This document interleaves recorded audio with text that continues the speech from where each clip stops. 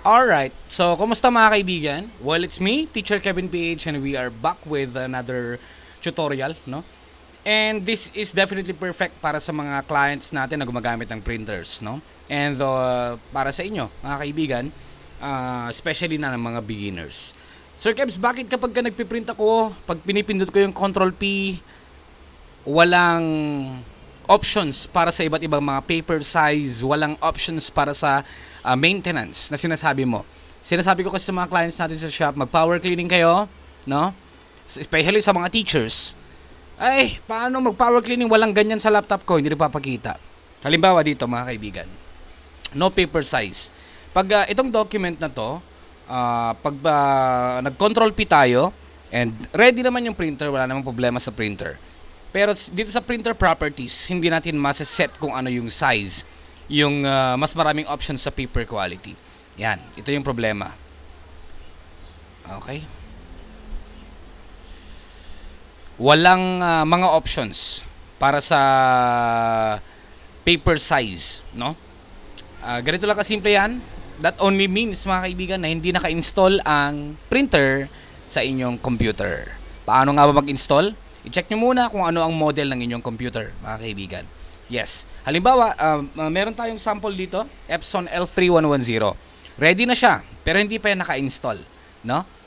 Pag mag-control P ako at pupunta sa properties, walang paper options dito. And hindi mo ma-align ng maayos yung layout na ginagawa mo o yung ipiprint mo kung sakali. Ang meron lang dito is layout, paper quality, plain paper, photo paper glossy. Ngayon, pag in-install natin yung printer, yung driver ng ating printer, matik marami ng options dyan. Ganito kasimple yun, mga kaibigan. Depending on the model of your printer, ito lang, dapat na connected kayo sa internet. Then, i-open nyo lang yung Google Chrome. Yan. And then, mga kaibigan, punta tayo sa my Google. I-check nyo kung ano yung exact model ng inyong printer.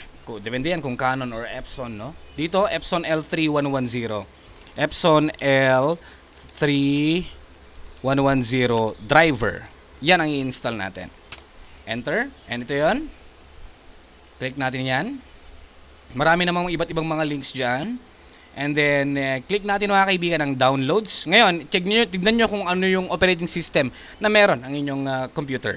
Para ma-check kung ano yung operating system na gamit nyo, punta lang kayo sa My File Explorer, This PC, right-click, Properties. Then makikita ninyo dito kung ano yung OS na meron sa inyo. So ang sa akin is Windows 10, Windows 10 Pro. So Windows 10 yung ida-download natin. So operating system, click natin to. Minsan madedetect naman dyan mga kaibigan kung ano yung gamit nyo. Ang pipiliin ko ay Windows 10 64-bit. Go. Hintayin natin yan. And then dito tayo sa my drivers. Marami ng iba't ibang mga options dito. Merong yung printer driver para makapag-print tayo. Para naman sa scanner driver and Epson scan utility para makapag-scan tayo. Ganoon lang kasimple yun. Okay? So, ang i-download natin, gusto lang natin mag-print. Di naman tayo mag-i-scan for now. So, printer driver, download. Hintayin nyo lang yan. Yan. Hintayin natin na matapos to.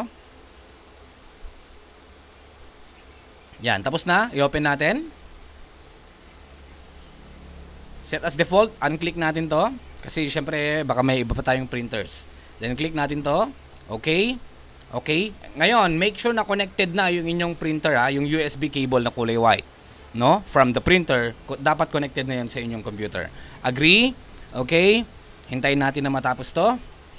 Setup is complete. Ngayon, balikan natin 'yon. Mag-control P ulit tayo dito. Control P sa properties. Charan. Nandito na yung iba't ibang mga options mga kaibigan. Isa lang problema doon dahil hindi naka-install sa inyo ang printer. And natutunan nyo dito kung paano ayusin yan at simply kung paano install ang inyong printer. Okay? Same process lang. Depende lang yan sa model ng inyong printer. So meron na dito ang paper type, quality, kasi mas turo sa color, and sa maintenance dito tayo.